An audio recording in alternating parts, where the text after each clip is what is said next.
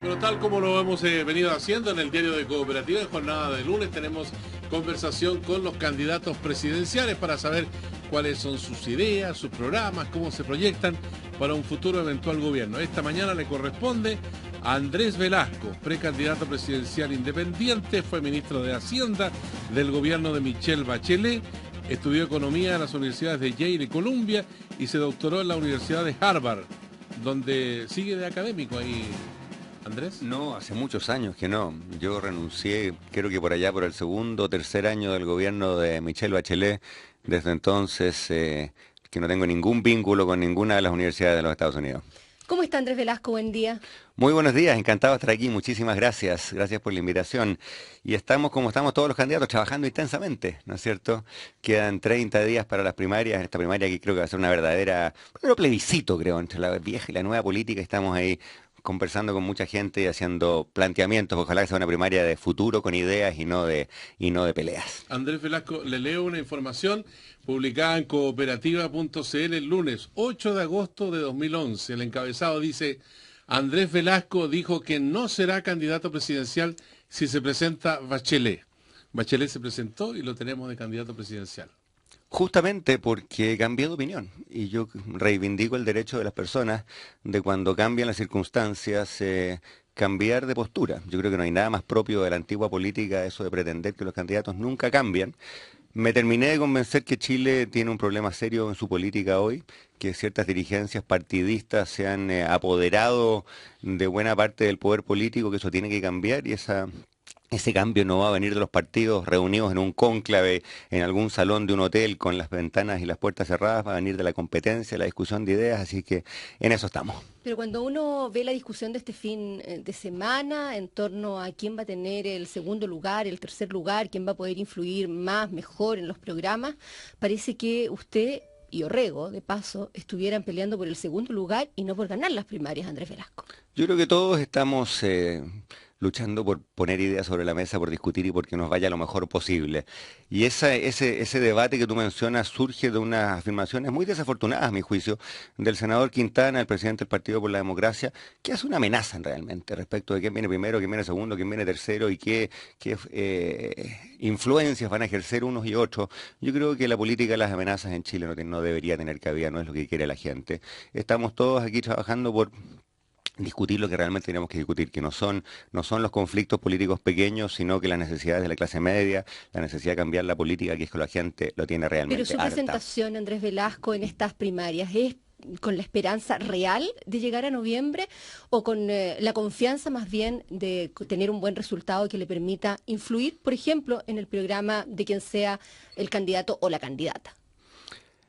Las elecciones se definen el día que la gente vota y yo creo que hacer demasiada política ficción respecto de dónde estamos en las encuestas al final abre el espacio para sorpresas como ocurrieron muchas veces. Yo entiendo que mi candidatura es una candidatura distinta, es independiente, no tengo una máquina, no tengo un partido político y por eso es especialmente cuesta arriba, pero al mismo tiempo tengo clarísima la necesidad de que se abran espacios para los cientos de miles, los millones de chilenos y de chilenas que son independientes, que hoy día están hartos de no tener la posibilidad de opinar porque los partidos políticos y sus actuales dirigencias han monopolizado el debate público y por lo tanto se van abriendo, y así lo dicen las encuestas, los espacios lentamente porque partimos de muy abajo, yo lo tengo muy claro, para una candidatura distinta, una candidatura que pretende cambiar esa política y que pretende darle voz a esos millones de personas que hoy día sencillamente están marginados del debate político. Se ha hablado mucho de que el pragmatismo se impone sobre las ideologías, pero sin embargo, al final de cuentas, todos los sistemas que se ponen en práctica en la sociedad terminan teniendo un fuerte fundamento ideológico. Entonces, usted se dice candidato independiente, pero ¿independiente de qué? ¿Identificado con la centro-izquierda, con el centro-centro? Yo soy un candidato independiente porque no le tengo que pedir permiso, perdón, a ninguna cúpula política a la hora de dar opiniones. Yo me debo al equipo con que trabajo, un equipo joven, un equipo de personas independientes, algunos vienen de los partidos, otros no, y estamos tratando de contribuir a que el centro político en Chile, Durante 20 años en Chile gobernó el centro y la izquierda, en una alianza de centro-izquierda que obviamente dejó deudas, hay tareas pendientes, pero que también le significó un avance a Chile. Y me parece que hoy día es absolutamente clave que ese centro esté representado dentro de la alianza de centro-izquierda porque se ha ido desdibujando y hay muchas personas que quieren cambios, pero los quieren con gradualismo, los quieren con seguridad, no quieren que sus familias enfrenten nuevas inestabilidades y esa gente hoy día se ha ido quedando sin representación política. Además, esa gente está cansada de las malas prácticas, está cansada de una manera de hacer política que es muy ajena al espíritu de los chilenos. Pero cuando Y dicen que eso, están cansados de esa manera de hacer política y uno mira las encuestas y ve la ventaja que le lleva Michelle Bachelet al resto de los candidatos, parece que no estuvieran tan cansados de la manera de hacer política. la expresidenta Bachelet hizo un buen gobierno y por eso se ha ganado el cariño de mucha gente y eso es indiscutible. Yo también le tengo aprecio y afecto. Pero cuando uno ve las posturas de los partidos y las tensiones que han existido entre los partidos y todas las candidaturas, no solamente la candidatura de ella, ahí uno ve problemas porque hay casos en los cuales, por ejemplo, un candidato como Claudio Rego dice un día que está en contra de la acusación constitucional del ministro de Educación, los 19 diputados de su partido, acto seguido, votan a favor de esa acusación y el candidato a los pocos días se desdice y opina que la acusación, a fin de cuentas, se justificaba. Ese tipo de tironeos entre los candidatos y sus partidos y las cúpulas que no quieren ceder, veamos lo que pasó con las primarias, ¿no es cierto? En que los partidos de la concertación a regañadientes, claro, aceptan el principio de que los ciudadanos deben elegir los candidatos presidenciales y acto seguido le dan un portazo a movimientos independientes como el de George Jackson y dicen aquí no vamos a hacer primarias para diputados, para senadores, van a ser los partidos los que a dedo pongan a los candidatos. Ese tipo de cosas sencillamente a la gente le irritan. Y basta ver, tú me preguntabas por las encuestas, basta ver cómo hoy día las dirigencias partidarias tienen 15 o 18 o 20% de aprobación y 70 o 80% de rechazo. Y eso tiene que cambiar. ¿Se inscrito para las primarias, Andrés Velasco? Para nada, para nada. Nosotros ¿Qué hubo estamos... este tironeo después? No, el tironeo tiene que ver exactamente... Todo, ¿verdad? A ver, Usted no. dijo, voy a ver si me puedo retirar. No, de yo estas dije lo primarias. siguiente, yo dije, lo que acaban de hacer los partidos, calza perfectamente con lo que te decía recién, es absolutamente inaceptable. Y por lo tanto, uno no puede avalar, uno no puede prestarle ropa a actitudes que son francamente antidemocráticas y que por lo demás se contradicen con lo que ha sido la historia de la concertación. Si la concertación nace el año 87 como un movimiento para recuperar primero la democracia que estaba en manos de la dictadura y después profundizarla. Y cuando esos mismos partidos y esos mismos dirigentes dicen no, pero en el caso de fulano vamos a defenderle su cupo, no vamos a permitir competencia, no vamos a permitir que los ciudadanos se pronuncien. Eso yo no estaba dispuesto a avalarlo, así de simple. Andrés Velasco, usted como economista siempre imagina escenarios, fue secretario de la cartera de Hacienda con mayor razón, tuvo en sus manos el control de la billetera pública. Entonces, si adoptamos esta medida puede pasar esto, este efecto se consigue con esta otra medida. Entonces yo le pregunto a usted, en el caso concreto que llegue a ser candidato presidencial de la oposición, ¿va a tener que contar con el apoyo de aquellos que tienen malas prácticas, de aquellos que son corruptos, que tienen acciones antidemocráticas? ¿Cómo se entiende que usted vaya a ser candidato de toda esa gente? Yo espero ser candidato de los millones de chilenos que no están inscritos en los partidos y que las malas prácticas les repugnan. Y esa gente merece un espacio para expresarse. Ahora, respecto del Parlamento, Chile tiene un sistema presidencial.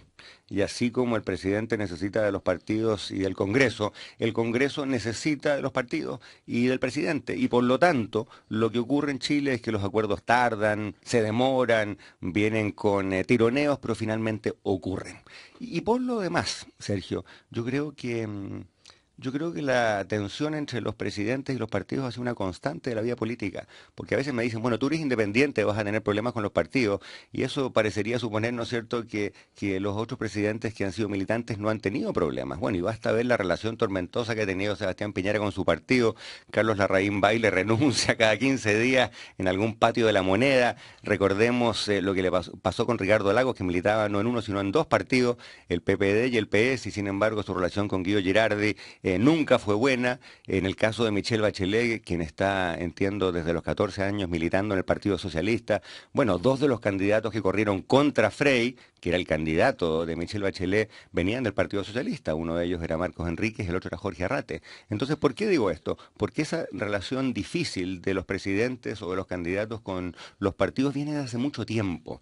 Y yo creo que no se va a corregir sencillamente dando vuelta a la hoja y pretendiendo que eso no existe. Se va a corregir haciendo cambios profundos en la institucionalidad política, en el sistema binominal, que no va para nada, en las leyes de los partidos políticos que permiten que haya partidos que no tengan democracia interna, que no tengan financiamiento claro. Elijamos a los intendentes. Creo que ese es el tipo de cambio político que a Chile le hace falta. ¿Está arrepentido de no haber dado el postnatal mientras usted fue ministro de Hacienda del gobierno de Bachelet? Porque a usted los indican como ministro de Hacienda que estaba más preocupado del superávit que de la situación social de los chilenos. Habría que preguntarle respecto del postnatal a las personas que estaban en ese tema, es decir, los ministros de salud, en fin.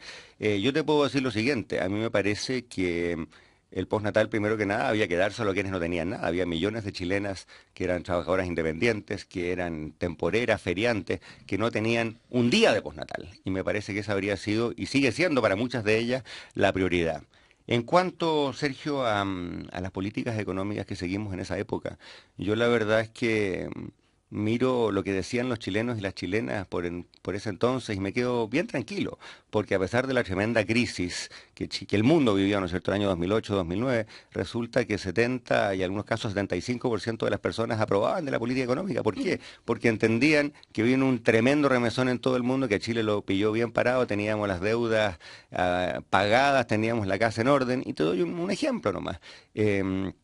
En el caso de España, el desempleo, veía ayer en el diario, llegado al 26%. En Chile el desempleo llegó al 10% y empezó levemente por debajo del 10% y pronto empezó a bajar. En España llevan 6... ¿Eso tiene que ver con las políticas que usted aplicó más que con lo que ha hecho el gobierno estos últimos 3 años, Andrés Velasco? Bueno, habría que preguntarse qué reformas ha hecho el gobierno de Sebastián Piñera que impulsen el crecimiento, y la respuesta es ninguna. Ninguna. Y tanto es así que precisamente por estos días vemos, está en todos los diarios de hoy, que baja el precio del cobre e inmediatamente la economía se empieza a desacelerar, lo que revela que buena parte de este crecimiento, mira, cuando hay buenas cifras hay que celebrarlas. Yo voy a ser el primero en celebrar cualquier buena cifra. La pregunta que tenemos que hacernos es qué tan sostenibles y qué tan duraderas van a ser. Hace 4 años atrás Sebastián Piñera hizo campaña prometiendo una revolución en materia de energía, no ha ocurrido. Una revolución en materia de relaciones laborales, de cualquier tipo. ¿Quién sabe quién habría propuesto? Prometió Probablemente 1 millón de empleos y lleva, ¿cuánto? ¿800.000? Habría que ver exactamente cuál es la fuente de esos empleos.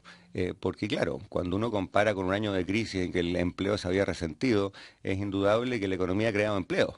Pero también es indudable que en Chile hay 3,5 millones de personas todavía, mujeres y jóvenes en su gran mayoría, que están fuera del mundo del trabajo, que no tienen oportunidades. En Chile van quedando 700.000 jóvenes, que algunos lo llaman jóvenes ni, es una frase de un sociólogo, que ni trabajan ni estudian, y ahí están buena parte de las raíces de problemas como la droga, la delincuencia, en fin, ese tipo de situaciones requieren cambios muchísimo más de fondo que lo que este gobierno y su matriz conservadora han estado dispuestos a hacer. Hay cambios de fondo que se anuncian por todos los candidatos con más o menos intensidad, por ejemplo, reformas políticas, por ejemplo, cambios en el sistema tributario de nuestro país. Existe una falta de equidad que ha sido destacada a nivel internacional como un factor negativo de nuestro desarrollo económico. Leíamos esta mañana también que hay 18.000 pymes que han cerrado en el año por abusos de posición dominante. O sea, hay una asimetría enorme de los grandes conglomerados con estas pequeñas empresas y medianas, que son las que dan más del 85% del trabajo en nuestro país. Entonces, del punto de vista tributario, ¿qué es necesario cambiar para que se empareje la cancha, como dicen ustedes, los políticos y los economistas? Bueno, justamente, Sergio, en menos de un par de horas más, por ahí por las 10:30 de la mañana, vamos a hacer una conferencia de prensa en nuestro comando en que anunciamos una profunda modificación a las leyes tributarias de Chile, con el énfasis puesto en cerrar los resquicios y en cerrar las granjerías que permiten que personas de altos ingresos hoy día disfracen sus altos ingresos como bajos y tributen menos de lo que correspondería. Algunos de esos cambios los empezamos a hacer cuando yo era ministro, pero hubo casos en los cuales, lo quiero decir con toda franqueza, no lo logramos porque no estaban los votos, y no estaban suman los votos de los parlamentarios, quizás habría que preguntarse por la influencia del lobby. Esto nos lleva de nuevo al tema de las malas prácticas. Pero ¿qué vamos a proponer hoy? Vamos a proponer que, por ejemplo, aquellas personas que invierten en el extranjero, usando todos estos cascarones, todas estas sociedades, ¿no es cierto?, no puedan usar eso como una manera de evitar impuestos. Vamos a proponer que aquellas personas que tienen ingresos que se llaman de no renta, es decir, ingresos comunes y corrientes porque por algún resquicio u otro no tributan, bueno, hay un límite a esa no tributación, de modo que las personas de altos ingresos efectivamente paguen más. El principio es de justicia tributaria, el que gana más, que pague más, que no tenga la posibilidad de disfrazar sus ingresos y por esa vía que el dueño de una empresa a veces paga menos impuestos como proporción de sus ingresos que sus empleados. Eso es injusto, eso no es bueno, eso lo vamos a corregir. O sea, va a haber que pagar impuestos en adelante en el caso de quienes tienen acciones en las empresas, reinviertan o no reinviertan las utilidades que reciban. Vamos a proponer nosotros, este es un tema bien técnico, pero vamos a proponer nosotros que cuando las empresas mantengan un balance de ahorro, ese balance tenga que pagar interés, el llamado FUT. ¿Por qué? Porque es un préstamo que el gobierno le hace a aquellas empresas que dilatan, ¿no es cierto?, que retrasan el pago de sus impuestos. Y en Chile sabemos que no hay préstamo gratuito y se da la curiosidad que hoy día el fisco a las empresas les hace un préstamo gratuito. O sea, eso no parece justo. En lo concreto, las utilidades reinvertidas van a seguir sin pagar impuestos. Las utilidades reinvertidas siempre pagan impuestos. El punto es que mientras no paguen impuestos, esa plata no puede quedar gratuitamente en manos de las empresas y por eso les vamos a cobrar un interés que sea el mismo interés que el gobierno paga cuando el gobierno se endeuda. Y así conseguimos dos cosas. Conseguimos que por un lado sigamos manteniendo tasas de ahorro importantes, pero al mismo tiempo que nadie que tiene altos ingresos o que tiene grandes balances lo haga a costa del fisco, a costa de esos ingresos que se pueden invertir en salud, en previsión, en vivienda. ¿Mayor royalty a la minería? El royalty se ha subido 2 veces durante los últimos años y hoy día Chile está cobrando más o menos, y digo más o menos porque depende del precio del cobre, de lo que cobran otros países mineros, como por ejemplo Perú. Nos parece que las grandes injusticias hoy día en el sistema tributario no están básicamente centrados ahí, están centrados, como les decía, en esos resquicios, en esas granjerías, en esos forados y los vamos a cerrar. Andrés Velasco, en este momento tenemos un presupuesto de 63.000 millones de dólares para 2013. Con todas estas medidas tributarias que usted pretende especificar en el transcurso de la jornada, ¿cuánto más se va a recaudar para el presupuesto de la Nación? Se va a recaudar aproximadamente 5.700 millones de dólares, lo que equivale a aproximadamente 2% del Producto Interno Bruto. Y eso nos va a permitir, entre otras cosas, financiar un ambicioso cambio en educación, centrado en el perfeccionamiento de los docentes, en una preparación más potente, en mejor remuneración, evaluación estricta de nuestros profesores, y eso vale, lo planteamos hace un par de semanas, aproximadamente 1,5% del Producto Interno Bruto cada año. Y además les quiero contar otra cosa que vamos a plantear. Vamos a proponer un subsidio generalizado al trabajo, porque si bien es cierto que las cifras de cesantía han caído, como conversábamos recién, ¿no es cierto?, hay demasiadas mujeres, demasiados jóvenes que no tienen acceso al trabajo. Y con este subsidio, que va a ser de 20% de las remuneraciones y va a operar hasta los 400.000 pesos, se da, por ejemplo, la siguiente situación. Hoy día hay un gran debate respecto de cuál debería ser el salario mínimo, ¿no es cierto?, de cuál, si debería llegar a los 250.000 pesos, como por ejemplo ha propuesto la Iglesia Católica o la CUT.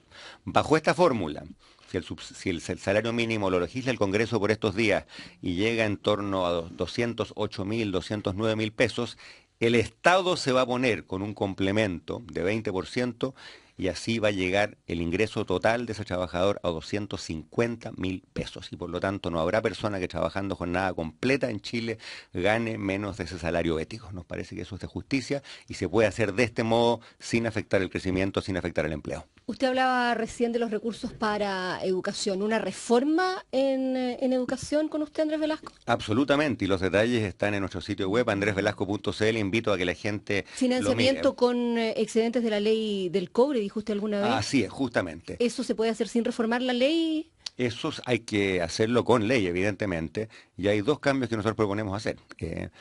Explico cómo se suman estos recursos a los que mencionábamos recién. Toda reforma tiene dos tipos de gastos. Hay que echarla a andar y eso requiere ciertos gastos iniciales, bueno, y después hay que financiarla en el tiempo, ¿no es cierto?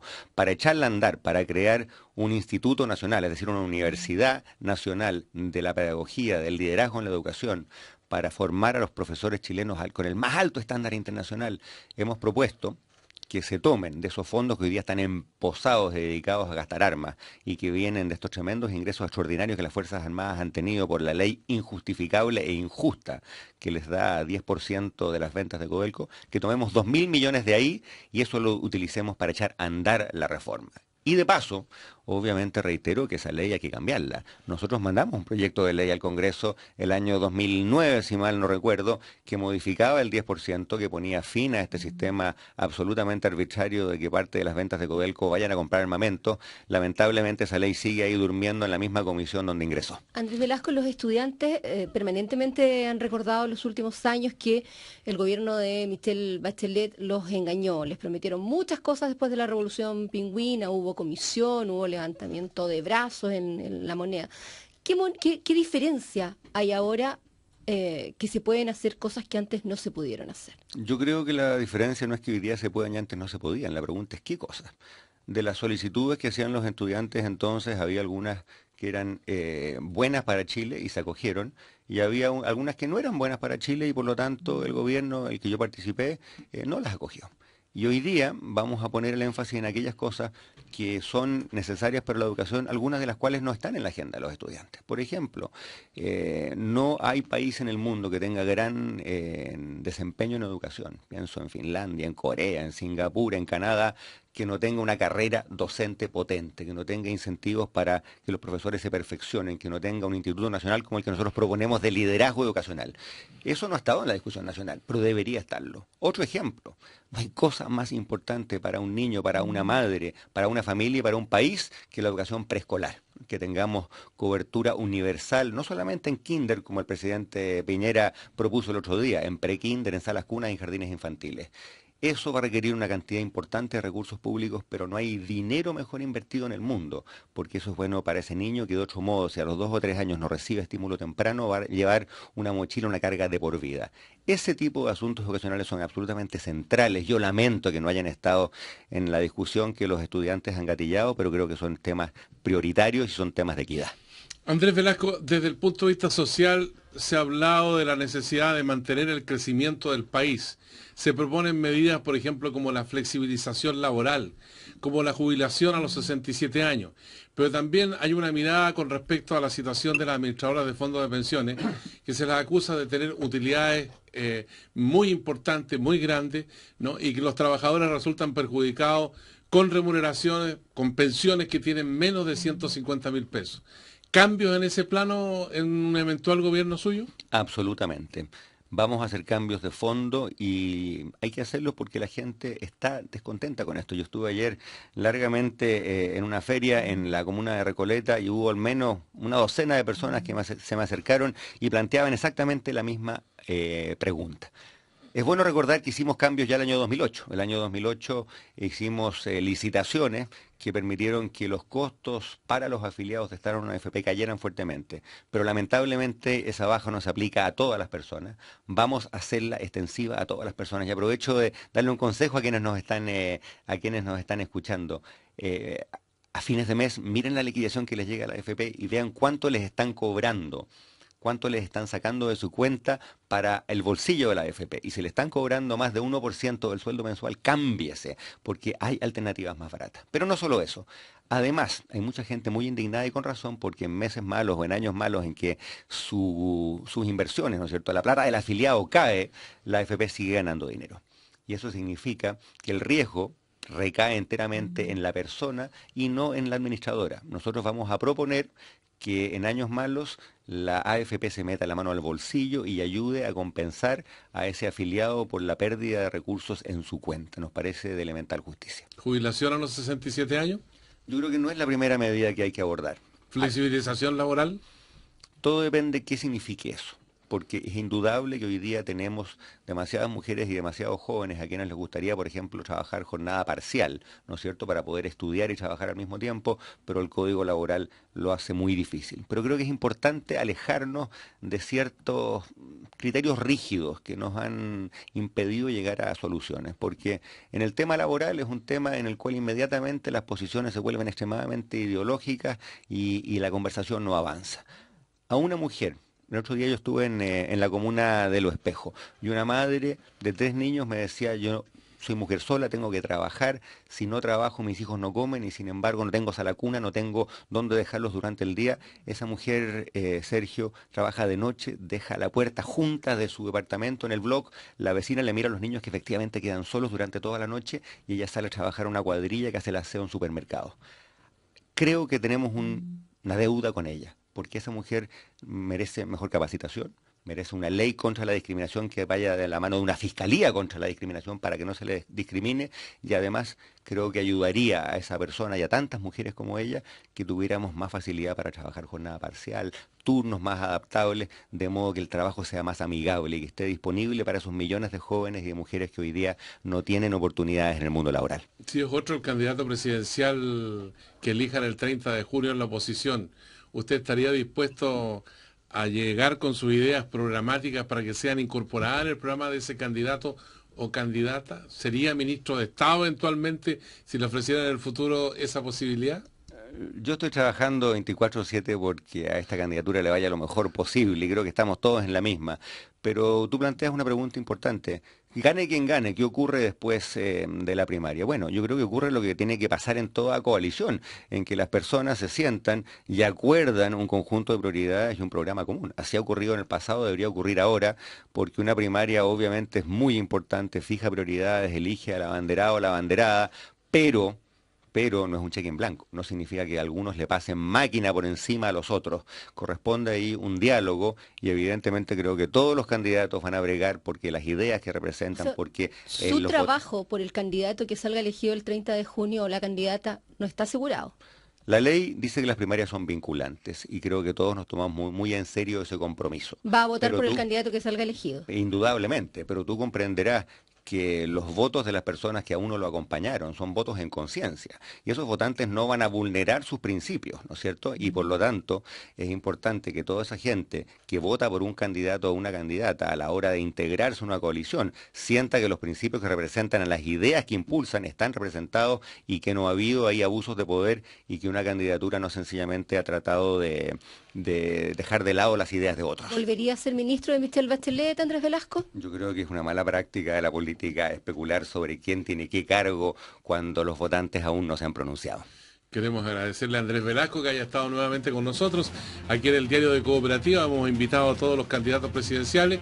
Bueno, y si las circunstancias en el futuro lo ameritan, lo vamos a tener aquí de nuevo. Muchísimas gracias, encantado de haber estado por estos lados y un saludo a los auditores de Radio Cooperativa. Buen comienzo de semana. Buen día.